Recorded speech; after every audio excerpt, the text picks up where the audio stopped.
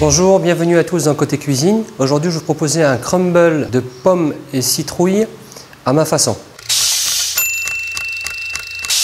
Pour réaliser cette recette, nous avons besoin d'un petit peu d'eau, de chapelure, de farine pâtissière, de sucre, de citrouilles que j'ai préalablement cuites à la vapeur pendant 25 minutes, un peu de beurre et de pommes. Et si vous avez des pommes qui restent là et qui n'ont pas été utilisées parce qu'elles ne croquent plus, c'est le moment de l'utiliser.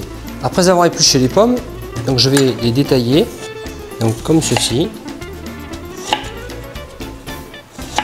Voilà. Donc je vais détailler les pommes pour pouvoir les cuire. Je vais allumer mon feu. Je vais mettre mes pommes au fond de ma casserole.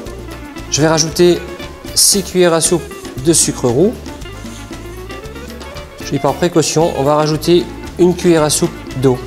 Pendant ce temps, on va préparer le petit crumble qui viendra au-dessus. On va récupérer un petit peu de chapelure, une cuillère à soupe de farine et une cuillère à soupe de sucre.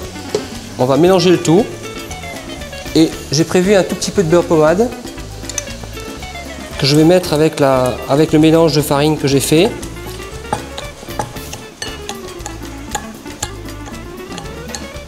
Notre petit mélange est presque prêt. Les pommes sont juste, je dirais, un petit peu al dente. Alors, dès qu'on voit que le mélange commence un tout petit peu à réduire, bon, il ne faut pas qu'il y ait plus d'eau, hein, il faut qu'il y ait quand même un petit peu d'eau.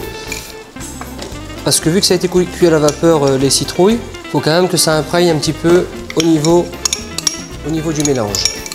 Là, on va délicatement remuer le tout pour que la pomme et la citrouille se mélangent.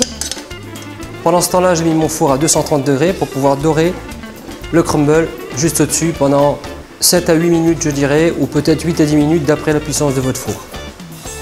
Première ébullition, toute l'humidité en fait a commencé à migrer au niveau de nos fruits. On va procéder au montage. Voilà. On récupère le petit crumble. Mieux le faire à la main, hein, comme ça. Voilà.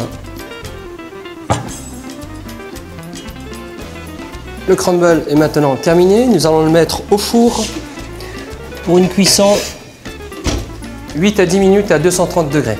Au bout de 8 à 10 minutes, je vais récupérer mon crumble. La recette est maintenant terminée. Je vous souhaite un bon appétit. Si vous n'avez pas pu tout noter, n'oubliez pas notre site internet. Et juste après l'émission, le jeu. À bientôt.